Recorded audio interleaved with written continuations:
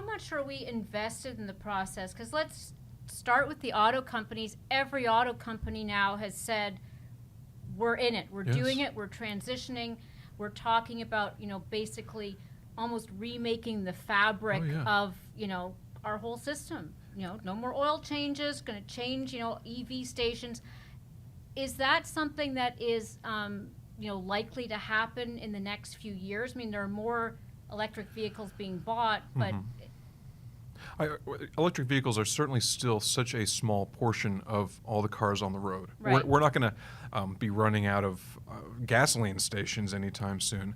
But what shocks me is when we have situations like in recent weeks, California announced, I forget the date, I think it was by 2050, we're not even going to allow the sale of new gasoline-powered vehicles in California.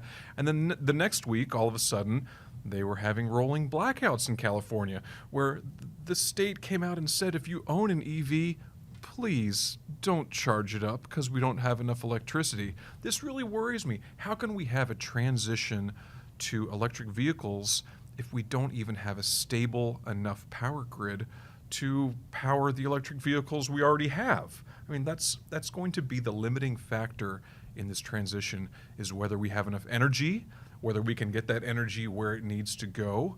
And right now, I'm really not convinced of either of those things. What a lot of the experts I talk to say is that what we have to do first, before anything in this process, is build out more transmission lines. Right. We've had a lot of trouble in the United States the last decade with getting past Nimbyism. And to be sure, people... Not in my backyardism. So if you're a farmer and you don't want a transmission line going through your land, or you don't want solar panels or wind turbines on your land, that's all well and good. That's fine. We have to believe in property rights. But at the same time, it's so difficult to site these 1,000-mile transmission lines that we absolutely need if we're going to get the wind power from the windy places and transfer it to the places where all the people live. And, on our panel yesterday, there was some talk about, yes, we need to, as quickly as possible, get off of fossil fuels. This was at the Sustainability Leaders Summit, Indeed. Your panel on energy. Yes. For those who missed it, please check it out. But yes. It was great, and we had a little bit of disagreement going there among the panelists on the role of natural gas. Some believe that we're going to need to use natural gas because we can more easily transport gas in pipelines than we can transmit electricity over high voltage transmission lines. Therefore, we can't stop using gas anytime soon.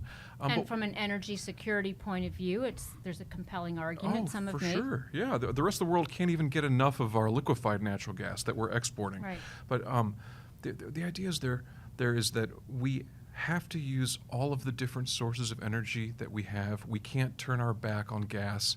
But even if we can't build the transmission that we need, there are some people who think that we can take the wind power in the middle of nowhere and use that to make artificial sources of energy, like hydrogen. You can create hydrogen out of this excess renewable energy that's trapped in the middle of nowhere, and you can more easily transport that hydrogen that you've made using electrolyzers, I think that's the word, electrolyzers. You could more easily transmit that hydrogen than perhaps you could the clean, green electricity that you're making out there. So people have all sorts of ideas for how we're going to solve this, but the real takeaway is that we need everything right now, and we especially need ideas that can scale over time.